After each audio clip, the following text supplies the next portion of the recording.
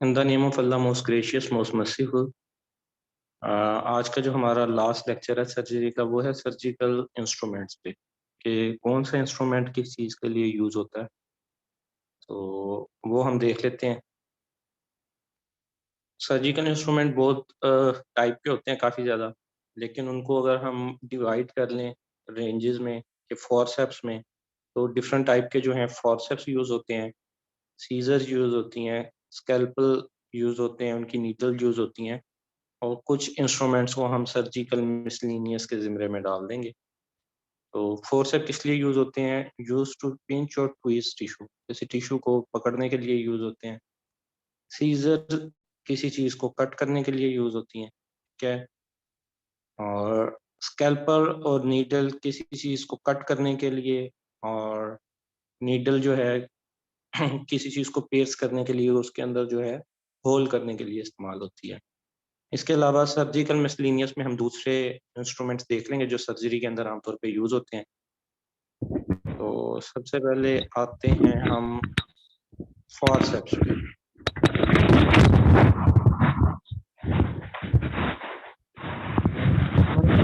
इनको ज़रा म्यूट कर देना।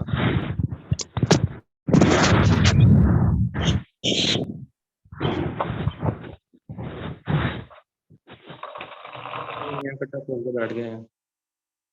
अच्छा, फोरसेप्स देख लेते हैं। अच्छा, फोरसेप्स की डिफरेंट टाइप्स होती हैं। इसमें ये देखें, वैसे जनरल इसका फंक्शन क्या है? Use to grasp and hold objects, कि चीज़ों को पकड़ने के लिए यूज़ होता है। लेकिन इसमें फिर डिफरेंट टाइप के फॉरसेप्स आ गए हैं कि एक सर्जरी हो रही है तो उसमें डिफरेंट टाइप की चीज़ें पकड़नी पड़ेंगी ना। उसमें फिर एलिगेटर होता है, एलिस टिश्यू होता है, बेबकॉक टिश्यू है, ये नाम है डिफरेंट जो है ना फोरसेप्स के।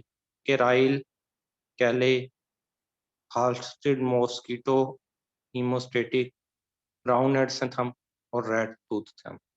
ये जो है फोरसेप्स के डिफरेंट नाम है। हम अगली स्लाइड्स में इनको ब्रीफली देख लेते हैं कि ये दिखते कैसे हैं और इनका मेन फंक्शन होता क्या है।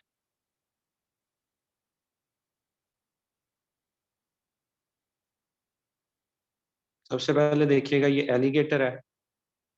ये फॉरेन बॉडीज को रिमूव करने के लिए यूज होता है, एलिगेटर। तो एलिगेटर का वो पूछ भी सकता है कि एलिगेटर कौन से ग्रुप में आता है, ये क्या है, तो आपको पता होना चाहिए। ये एक फोरसेप है और यूज किस लिए होता है? टू रिमूव फॉरेन बॉडीज, लेकिन use during surgery to remove foreign bodies. Next देखिएगा, एलिस टिश्यू। ये भी जो है एक फॉसेप है, और सर्जरी के दौरान ये यूज होता है ऑर्गन्स को पकड़ने के लिए और स्लिपरी डेंस टिश्यू को पकड़ने के लिए।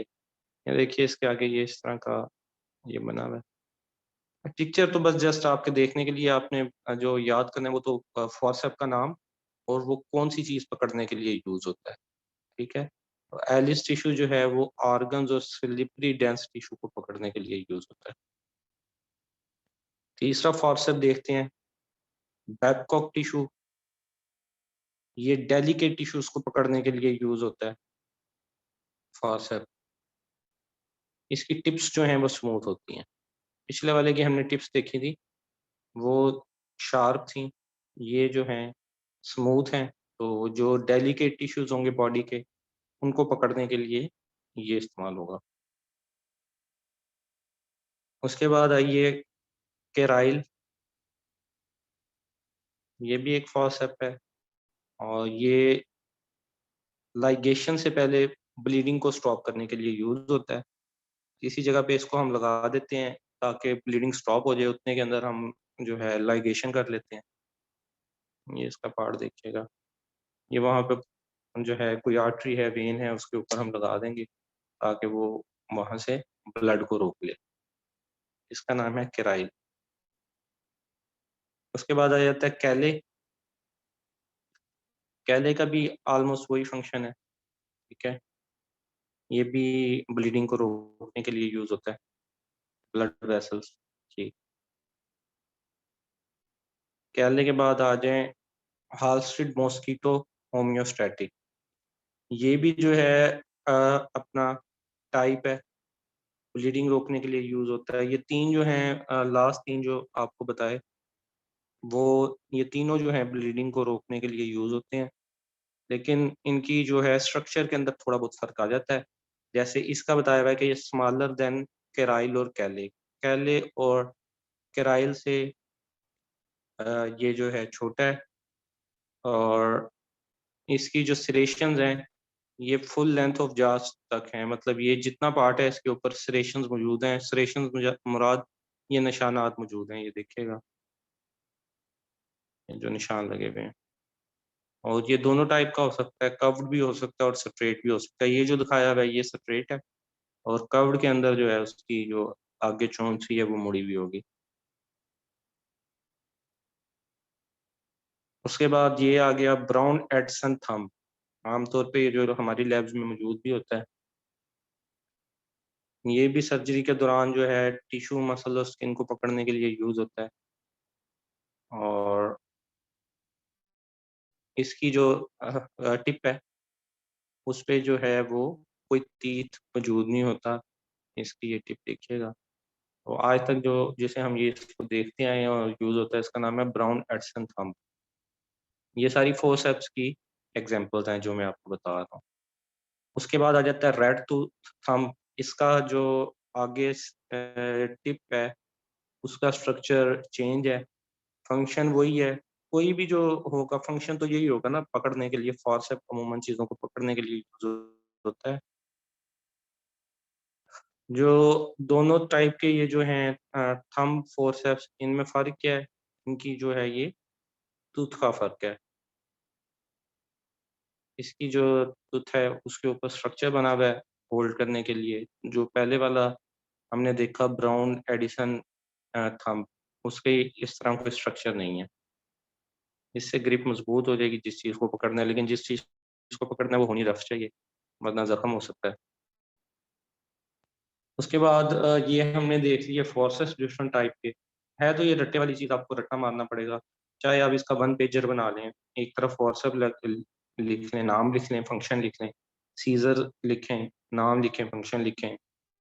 उसके बाद नीडल आएंगी, उसका लिख लीजिएगा, मिसलेनियस आएगा। वन पेजर इसका बना लेंगे तो ज़्यादा आसानी हो जाएगी। सीजर जो है नाम से पता चल रहा है कि यूज़ करने के लिए होंगी, मटेरियल को कट करने के लिए, टिश्यू को कट करने के लिए। लेकिन अब ये डिफरेंट टाइप की सीजर्स सर्जरी में यूज़ होंगी, जिसमें सुचर वायर कटिंग आ जाएगी, बैंडेज सीजर आ जाएगी, लेट्योर सुचर रिमूवर आ जाएगा, मायो डाइसेक्टिंग आ जाएगी, और मेडिसन बाम डाइसेक्टिंग आ जाएगी। ये डिफरेंट टाइप की जो हैं वो सीजर्स हैं। बारी बारी देख लेते हैं। ये जी आ गई सुचर वायर कटिंग। नाम से पता चल रहा है कि जो वायर सुचर्स होंगे उनको कट करने के लिए ये यूज होगी। ये इसकी टिप इस तरह की होगी, ब्लेड सिरेटेड होंगे, ये उस पे निशान बने होंगे, ये वाली इसकी नोक पे देखिएगा सिरेशंस हैं। और ये स्ट्रेट भी हो सकती है और कर्व भी हो सकती है। स्ट्रेट वहाँ यूज करेंगे जहाँ इजीली मतलब अप्रोच होती है इसकी। कर्व जहाँ पे वो टिश्यू जहाँ पे अप्रोच प्रॉपर नहीं हो रही, वो आर्गन जहाँ पे अप्रोच प्रॉपर नहीं हो रही, तो वहाँ पे हम कर्व को यूज कर लेते हैं। ये पहली टाइप हो गई जी आपकी सीजर की। दूसरी आ जाएगी ये बैंडेज। बैंडेज को रिमूव करने के लिए जो सीजर यूज होगी उसको बैंडेज रिमूवल सीजर कह देंगे। ठीक है, इसमें कोई खास साइंस नहीं है। लिट्योर सुचर रिमूवर, ये हर किस्म का सुचर रिमूव करने के लिए यूज होती है, आमतौर पे यही यूज होती है ज्यादातर। और हुक टाइप का इसका ब्लेड होता है, ये देखिए, एक तरफ ये हुक बना हुआ है, और ये भी कर्व्ड भी हो सकती है और स्ट्रेट भी हो सकती है। लेट्योर सुचर रिमूवर, ये तीनों हमने देखें। ये जो है वो सुचर रिमूवर के लिए है।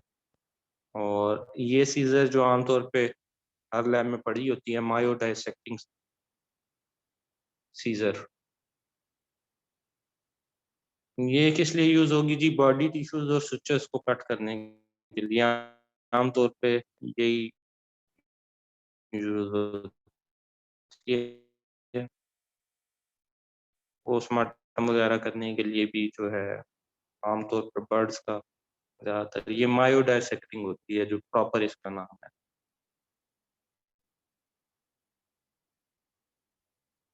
उसके बाद देखिएगा मेडिसिन बाम डाइसेक्टिंग।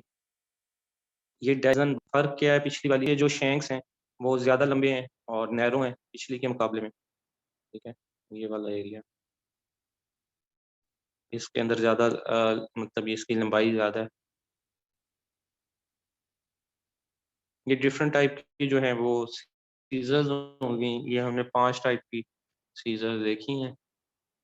3 देखी पहले, वो जो हैं वो स्विचेस को काटती हैं, एक वायर को काटती है, एक सिर्फ़ जो है वो स्विचेस को काटती है, बैंडेजेस को काटती है, तीसरी वाली सारे जो हैं टाइप के स्विचेस को काट लेती है, और 2 हमने देख ली डाइसेक्टिंग, जो टिश्यूज़ को कट करने के लिए यूज़ होती है, ठीक है?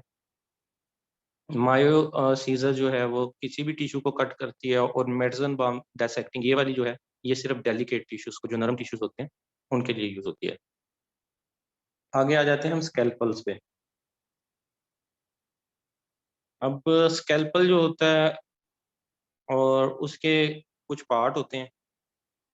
स्कैल्पल ब्लेड होता है, स्कैल्पल हैंडल होता है, और उसके बाद नीडल्स में देखें तो ये सुचन नीडल आ जाती है, नीडल होल्डर में देखें तो ये आ जाती हैं। ये मतलब अलग-अलग इस तरह हैं, ठीक है? ये स्कैल्पल से रिलेटेड हैं, ये नीडल से रिलेटेड हैं, और ये नीडल होल्डर से रिलेटेड हैं। तो बारी-बारी इनको देख लेते हैं, इन सारे स्ट्रक्चर्स को, इन सारे इंस्ट्रूमेंट्स को। सबसे पहले जो है वो हम स्कैल्पल को देख लेते हैं। स्कैल्पल क्या होता है? स्कैल्पल में जो यूज़ होता है वो स्कैल्पल ब्लेड यूज़ होता है, और ये डिफरेंट टिश्यूज़ को कट करने के लिए यूज़ होता है, और ये इसके डिफरेंट ओहो सॉरी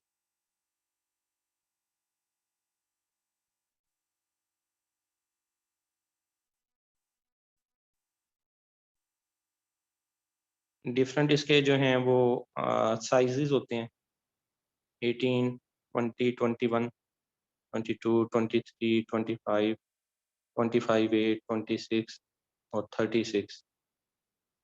आमतौर पे हम जो यूज़ कर रहे होते हैं वो ये वाला यूज़ कर रहे होते हैं 18,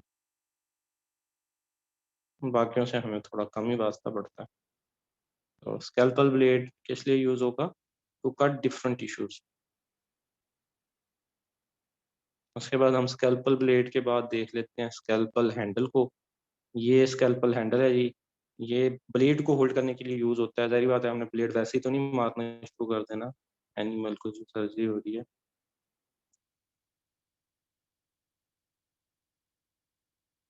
हैंडल की हैंडल की भी हाँ रेंजेस होती थी, अब ये माइंड में नहीं है। इसके साइज़ होते थे डिफरेंट, और उसी हिसाब से फिर ब्लेड भी लगता था स्कैल्पल हैंडल के ऊपर।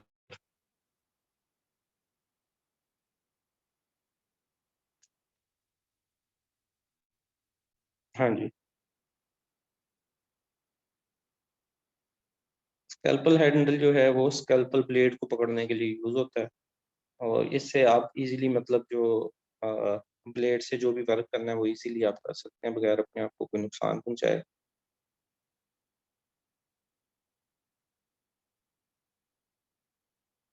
हैंडल नंबर 3 और हैंडल नंबर 4, हाँ। उसके बाद आ जाती है जी सर्जिकल नीडल।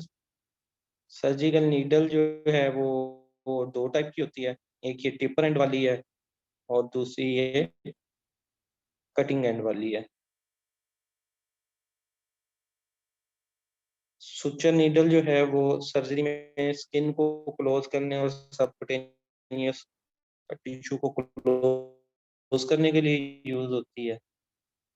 ये जो नीडल होती है देखिएगा, एंड है वो ट्राइएंगुलर होता है विद कटिंग एज, ठीक है? ये आमतौर पे यूज होती है जब भी हम कोई सर्जरी करते हैं स्किन की या सबक्यूटेनियस टिश्यू की, टांके लगाने के लिए। ये नीडल एक टाइप की ये हो गई। दूसरी हो जाती है ये टेपर। इसके कटिंग एज नहीं होता, और ये सॉफ्ट टिश्यू को के लिए यूज़ होती है।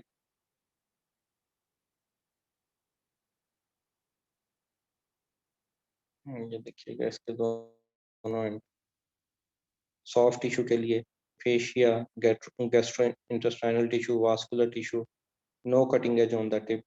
क्योंकि अगर इन चीज़ों को, जैसे जो सॉफ्ट टिश्यूज़ हैं और आप गैस्ट्रो इंटेस्टाइनल टिश्यू ही लगा लें, जैसे इंटेस्टाइन्स वगैरह, तो उसके लिए अगर दूसरे वाली यूज़ करेंगे तो वो इतना तो सुच्चर नहीं करना जितना बड़ा उधर जो है वो होल हो जाएगा। अगर हम पहले वाली जो है वो यूज़ करेंगे तो फिर उधर ये टेपर यूज़ करनी पड़ती है, जो ज़्यादा नुकसान नहीं पहुँचाती। क्योंकि पिछले वाले के अंदर हमने देखा उसका तो मुँह ही बहुत खौफनाक है, ये देखें ज़रा।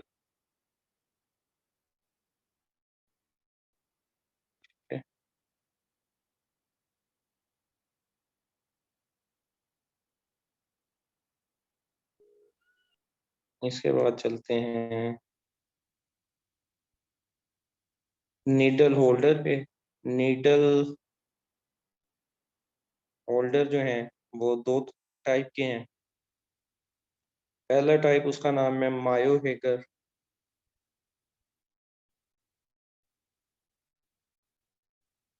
देखिएगा, use in surgery to hold the needle, hold करने के लिए यूज होता है नीडल होल्डर। इसके कटिंग ब्लेड नहीं होते इस तरह का। ये इंस्ट्रूमेंट भी आमतौर पे जो है वो, जो इंस्ट्रूमेंट्स हैं हमारे, ज़्यादा तो वही यूज होते हैं। बाकी जो है फिर डिफ्रेंशिएशन थोड़ी आ जाती है। मायो हीटर हो गया।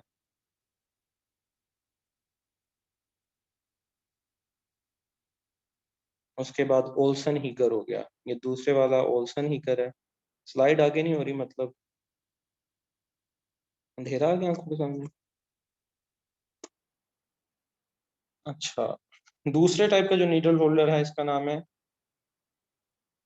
हाँ आ जाते हैं, कौन सा किस लिए यूज होता है, इसीलिए तो पढ़ा रहा हूँ आपको, और किसके हो रहा है। इसके दो फंक्शन होते हैं। एक तो ये यूज होता है नीडल को पकड़ने के लिए, और दूसरा सुचन मटेरियल को काटने के लिए भी इस्तेमाल होता है। ठीक है, डबल फंक्शन होता है ये ऑल्सन हीगर नीडल होल्डर। पहले वाला सिंपल नीडल होल्डर था। ऑल्सन हीगर जो है ये डबल फंक्शन है। इसके कटिंग ब्लेड्स होते हैं, देखिए has cutting blades on the proximal end of the blade. जबकि पहले वाला जो हमने नीडल होल्डर देखा, आसान आसान है। दो टाइप के नीडल होल्डर हैं, उससे पीछे हमने सूचन नीडल देख लिया, दो टाइप के हैं, पार्ट्स में बने हुए हैं, कोई इतना मुश्किल तो नहीं है ये। अभी यकदम देख के याद तो नहीं ये होने वाला कि इसी तरह याद हो जाएगा इसको। ज्यादा ज्यादा आप आधा घंटा देंगे, ये सारे इंस्ट्रूमेंट आपको याद हो जाएंगे। इसमें आप जस्ट वन पेपर वो बना लेंगे, वन पेजर, इंस्ट्रूमेंट का नाम लिखते जाएंगे, उसके आगे उसका फंक्शन लिखते जाएंगे। ये शक्लें तो उन्होंने नहीं देनी वहाँ पे, कि ये इनमें से ये कौन सा है या ये कौन सा है, उन्होंने तो जस्ट फंक्शन पूछना है। अब जैसे पिछला नीडल होल्डर है, दो टाइप के हैं, तो पिछले वाले में कटिंग एज नहीं है, इधर कटिंग ब्लेड है, तो वो पूछ सकता है कि होल्डर जिसमें कटिंग ब्लेड भी होता है उसका क्या नाम होता है। ऑप्शन में दोनों का नाम होगा, लेकिन आपको पता होना चाहिए कि ओल्सन हीकर जो है उसके कटिंग ब्लेड्स भी होते हैं, के साथ साथ वो पकड़ता भी जाता है। आपने किसी नीडल को पकड़ना है और सुचर मटेरियल को कट करना है तो वो भी ये कट कर देता है। अब दूसरी कुछ जो है वो इंस्ट्रूमेंट्स और मशीनें देख लेते हैं सर्जरी के अंदर जो यूज होती हैं।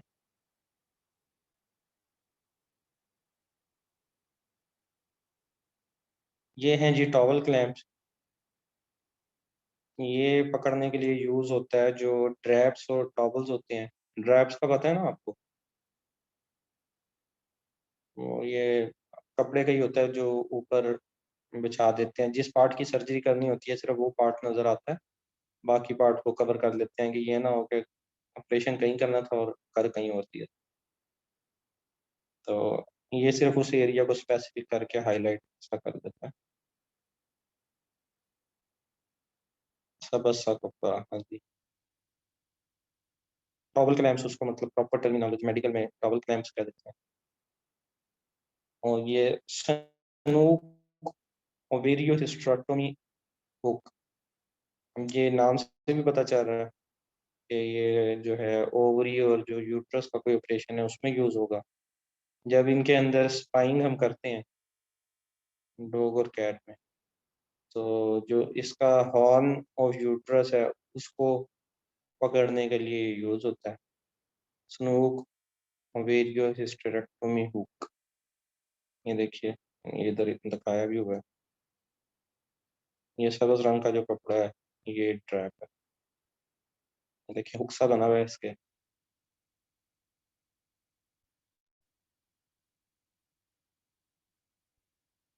अच्छा जी, अगला इंस्ट्रूमेंट देखते हैं। एनेस्थेटिक मशीन पेशेंट्स को एनेस्थीसिया देने के लिए यूज़ होती है। यहाँ पाकिस्तान में तो मेरा ख्याल नहीं होती होगी, बड़ी शायद लैब्स में कहीं पे होती हो। मैंने तो आज ये इधर ही देखी है, एनेस्थेटिक मशीन।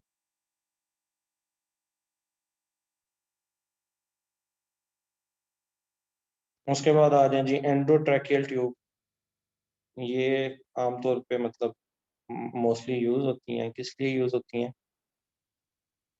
एंडोट्रैकियल, ठीक है, लाभ से ही पता चल रहा है कि ट्रैकिया में कोई चीज़ एडमिनिस्टर कर रहे हैं।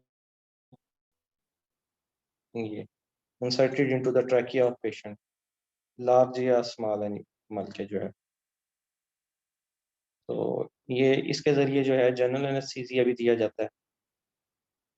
नहीं, जहाँ पे जनरल एनेस्थीसिया पेशेंट को दिया गया वहाँ पे ये यूज़ होती है ताकि जो सांस है वो ना रुके पेशेंट का, वो चलता रहे। ये देखें, ये जो है वो बजाने वाला बाजा नहीं है, ये जो है एंडोट्रैकियल ट्यूब है। उसके बाद आइएगा, ये आगे जी surgical drapes. Contamination of the surgical area को बचाने के लिए यूज़ होता है कि उस एरिया की भी कंटेमिनेशन ना और प्रॉपर एरिया लोकेट हो जाए जहाँ का ऑपरेट ऑपरेट करना है। ठीक है, दाएं बाएं जो है खपखानी ना पड़े, इसको सर्जिकल ड्रैप कह देते हैं। तो स्टेरिलाइजेशन इंस्ट्रूमेंट भी यूज़ होते हैं जिनकी मदद से स्टेरिलाइजेशन की जाती है। ये इनके नाम देख लेते हैं कौन कौन से यूज़ होते हैं। Autoclave, autoclave taper indicator, chemical indicator strips और कोल्ड स्टीराइल स्प्रे, ये स्टेरिलाइजेशन इंस्ट्रूमेंट्स की टाइप हैं। इनके जस्ट नाम देख लें। स्टेरिलाइजेशन इंस्ट्रूमेंट में ऑटोक्लेव यूज़ हो जाता है, ऑटोक्लेव टेप इंडिकेटर यूज़ हो जाता है, केमिकल इंडिकेटर स्ट्रिप्स यूज़ हो जाती हैं और कोल्ड स्टीराइल ट्रे यूज़ हो जाता है। ये सारे जो हैं किस लिए यूज़ होते हैं? स्टेरिलाइज करने के लिए, ताकि जो है जरासीम वगैरह मौजूद ना रहें। जो हमारे इंस्ट्रूमेंट हैं जो हम यूज़ करने जा रहे हैं, स्कैल्पल यूज़ कर रहे हैं, नीडल यूज़ कर रहे हैं, उस पे पहले से ये ना हो कि जरासीम मौजूद ना हो, तो उसको स्टेरिलाइज करने के लिए ये इंस्ट्रूमेंट यूज़ करते हैं। ज़्यादातर हमारे तो ऑटोक्लेव मतलब यूज़ होता है इधर, जिसमें हीट के ज़रिए। ऑटोक्लेव का क्या टेम्परेचर होता है स्टेरिलाइजेशन करने के लिए और कितना टाइम के लिए करनी चाहिए, वो बता सकता है? 121। इसके साथ कुछ और भी तो लगाएं, कोई डिग्री सेंटीग्रेड लगाएं, कोई फ़ारेनहाइट लगाएं, या इसको एक चपेट ही लगा दें, कुछ तो करें इसके साथ। ठीक है जी, 121 डिग्री सेंटीग्रेड फॉर 15 मिनट, ठीक हो गया। अच्छा, इसके बाद आ जाते हैं कुछ और, हम डायग्नोस्टिक टूल्स को देख लेते हैं जो वेटनी क्लिनिक पे यूज़ होते हैं। तो ठीक है, बस 121 डिग्री सेंटीग्रेड 15 मिनट, यकीन आ गया मुझे अब। ये देखिए जी, डिफरेंट जो है इनको हम देख लेते हैं, सेंट्रीफ्यूज को, endoscope, laparoscope, laryngoscope, ophthalmoscope, otoscope, stethoscope और टोनोमीटर। इनको देख लेते हैं और देख लेते हैं इनके क्या क्या फंक्शन है। ये एग्जामिनेशन टूल्स हैं, डायग्नोस्टिक टूल्स हैं। सेंट्रीफ्यूज को देख लेते हैं पहले। सेंट्रीफ्यूज जो है ये बॉडी फ्लूइड्स को मूव करने के लिए यूज होती है। इसके मदद से जो है वो सेग्रीगेशन हो जाती है डिफरेंट फ्लूइड वगैरह की उसके अंदर, जैसे इसी ईएसआर वगैरह डेवलप करते हैं हम, रिथ्रोसाइट जो काउंट होता है, तो ये सेंट्रीफ्यूज उसके लिए यूज होती है। मोस्टली ब्लड और यूरिन पे इसको यूज करते हैं। ये स्पिन करती है बड़ी फास्ट, तो उसके ज़रिए फिर जो इसके अंदर फ्लूइड डाला होता है, उसकी जो है वो सेग्रीगेशन हो जाती है, बॉडी फ्लूइड्स की।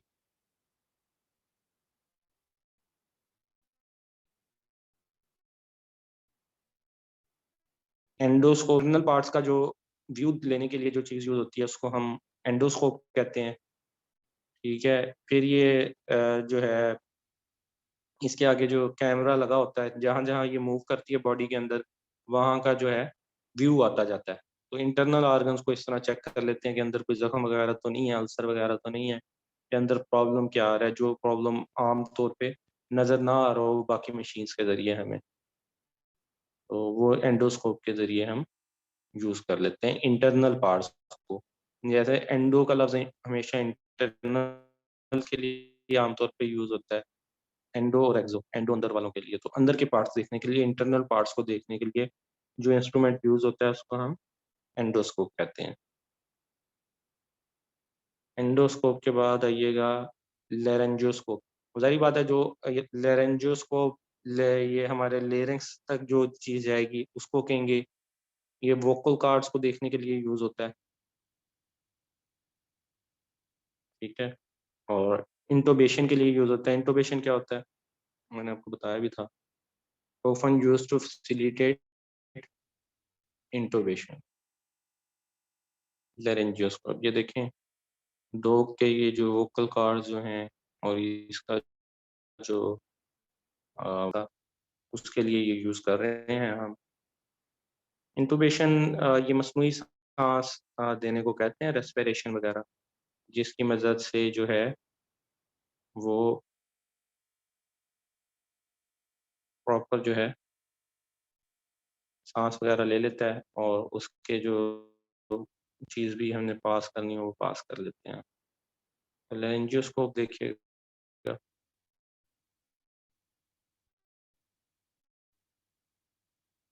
इंटुबेशन आप क्या बता रहे हैं?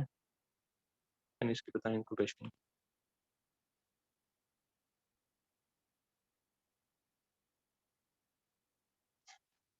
आगे चलें, ऑप्थेल्मोस्कोप। ऑप्थेल्मिक जो है वो ज़ाहिर हो रहा है आई से रिलेटेड, और स्कोप जो है स्कोपी करना किसी चीज़ को देखना, तो use to view and examine the patient's eye. Ophthalmoscope किस लिए यूज़ होगा? Use to view and examine the patient's आई।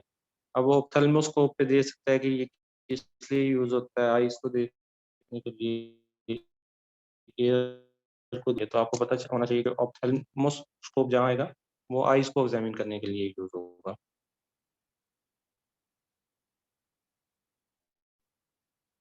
उसके बाद आ गया ऑटोस्कोप। ऑटो एयर से रिलेटेड होता है, तो एयर को एग्जामिन करने के लिए जो इंस्ट्रूमेंट यूज़ होता है उसको हम ऑटोस्कोप कहते हैं। Used to view and examine the patient's ear. ठीक हो गया।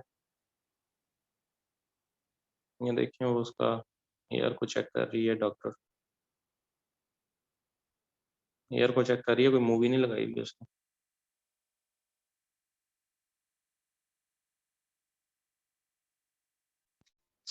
स्टेथोस्कोप, ये तो आमतौर पे मतलब आपको पता ही है, सबसे ज़्यादा पिछले वाले तो कई इंस्ट्रूमेंट जो है हमने सिर्फ अब तस्वीरों में ही देखे हैं, यहाँ पे नहीं मतलब इतने यूज़ होते। तो स्टेथोस्कोप तो हर जगह ही पड़ा होता है, एक लैब कोट और स्टेथोस्कोप और हाथ में स्कैल्पल।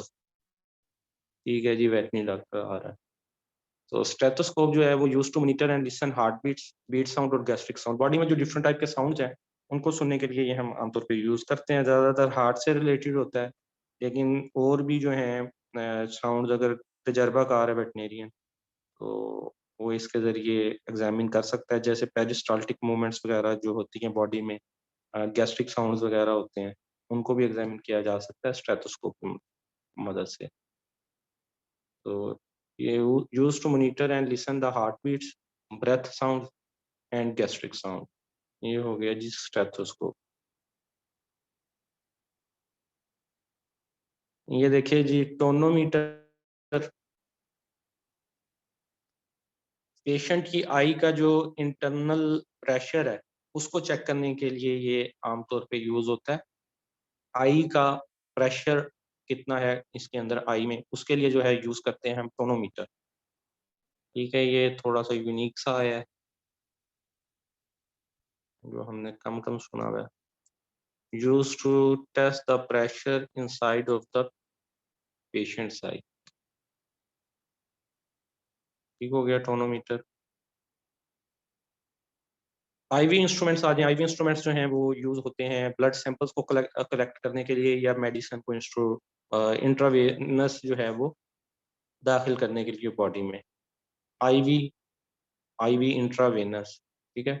वेन से रिलेटेड। तो यहाँ से या हम ब्लड सैंपल कलेक्ट करते हैं वेन से, या कोई हमने मेडिसिन अगर करनी है, जैसे हम अ अ, ड्रिप्स वगैरह भी लगाते हैं, तो वो वेन के अंदर हम आम तौर पे लगाते हैं। और ये कैथेटर के ज़रिए लगती है, तो कैथेटर ये देखिएगा, ये वाला जो कैथेटर की टाइप है इसका नाम है बटरफ्लाई कैथेटर। ये यहाँ पे जो इसके आगे बनी हुई है बटरफ्लाई सी बनी हुई है, शेप सा बटरफ्लाई का करने के लिए पेशेंट में से। ये हम लगा देंगे तो ब्लड इस जो है नाली में आ जाएगा। इसको बटरफ्लाई कैथेटर कहते हैं। ये आ गया आईवी एडमिनिस्ट्रेशन सेट। इसके अंदर 7 जो है कैथेटर यूज़ होता है, और पेशेंट में कोई जो मेडिकेशन वगैरह डालते हैं, ड्रिप जो लगाते हैं, आम इस्तेमाल में अगर कह लें, ड्रिप जो लगाई जाती है वो इसके ज़रिए लगाई जाती है, मेडिकेशन देने के लिए। नींद तो नहीं आ गई?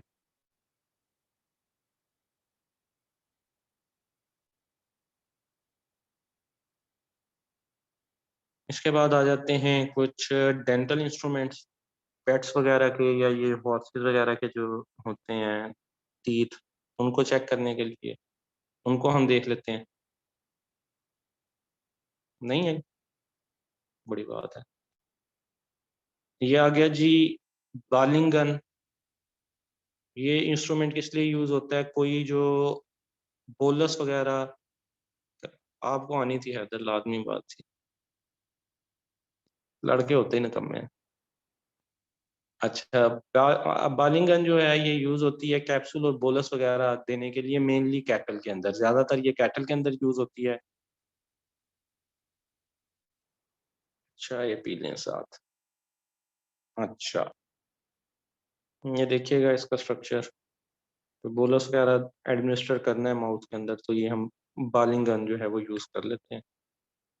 ये तो मतलब इतने मम्मी डैडी इंस्ट्रूमेंट दिखाए हुए हैं, फील्ड में तो ऐसा कुछ नहीं यूज़ होता। वो नाड़ के ज़रिए डाल देते हैं, वो उन्होंने रखा होता है अजीब सा इंस्ट्रूमेंट अपने पास। वही उनकी बार्लिंग गन है, वही उनकी जो है वो बाकी सारे इंस्ट्रूमेंट हैं। ये डेंटल फ्लॉट आ गया। डेंटल फ्लॉट किस लिए यूज़ होगा?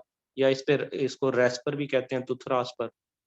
ये जो टीथ होते हैं उनकी सरफेस को करने के लिए, अगर वो वहाँ पे कोई टीथ उभर आया है या खुरदरा हो गया है, उसको सेट करने के लिए यूज़ होता है। ये उसके टीथ के ऊपर रगड़ा जाता है एनिमल के, और उसके एजेस को स्मूथ कर दिया जाता है। डेंटल फ्लॉट्स भी इसे कहते हैं, टूथ रास्पर भी कहते हैं। ये आ गया जी स्केलर। स्केलर यूज़ होता है प्लैक को रिमूव करने के लिए। टीथ के ऊपर कोई प्लैक्स वगैरह आ गए हैं, ठीक है, ग्रूमिंग इंस्ट्रूमेंट टाइप है ये, कि ग्रूम करने के लिए।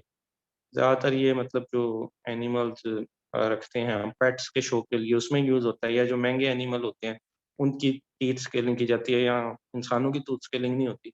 ये देखें जानवरों की करने लगे हुए हैं। तो ये स्मॉल एनिमल में यूज़ होता है किस लिए? प्लैक को रिमूव करने के लिए, जो कटार वगैरह, प्लैक वगैरह दाँतों पे जम गया। जी, उसके बाद ये हमारा लास्ट इंस्ट्रूमेंट है ड्रेंचिंग गन।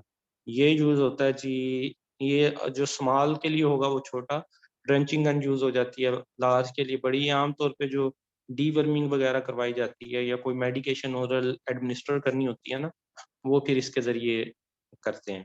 ये भी आम तौर पे फील्ड में बहुत ज़्यादा यूज़ होने वाला है ड्रेंचिंग गन। ड्रेंचिंग गन किस लिए यूज़ होता है? एनिमल को गोली मारने के लिए यूज़ नहीं होती drenching gun. Drenching gun use होती है उसको ओरल मेडिसिन देने के लिए, स्मॉल रूमिनेंट्स को, ख़ास तौर पे शीप गोट को उसमें ये जो दिखाई हुई है ये स्मॉल ड्रेंचिंग गन दिखाई हुई है। जो लार्ज एनिमल होंगे उनके अंदर लार्ज होती है ड्रेंचिंग गन।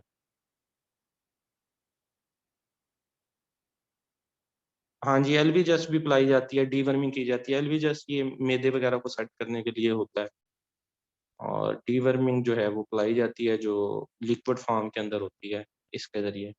स्केल्स भी बने होते हैं इस पे कि इतने एमएल है, इतने एमएल है यहाँ पे, ये स्केल्स बने होते हैं। और ये आगे से जिस तरह कर्व्ड है तो वो आसानी हो जाती है उसके माउथ में जाने के लिए और आसानी से एनिमल की ड्रेंचिंग हो जाती है। ये आज का हमारा लेक्चर था। इसका लाज़मी तौर पे आप वन पेजर बना लें आज के आज ही, ताकि जो है बाद में आपको टाइम ना खपाना पड़े बहुत ज़्यादा इसके ऊपर। साथ-साथ लेक्चर्स के वन पेजर बनाते जाएँ ताकि जो पेपर से 1 दिन पहले आप इनको रिवाइज़ कर सकें ईज़िली। तो इसके बाद हम अपना दूसरे लेक्चर की तरफ चलते हैं। अभी ये बल्कि ख़त्म हो जाएगा लेक्चर, टाइम तो हो गया पूरे 40।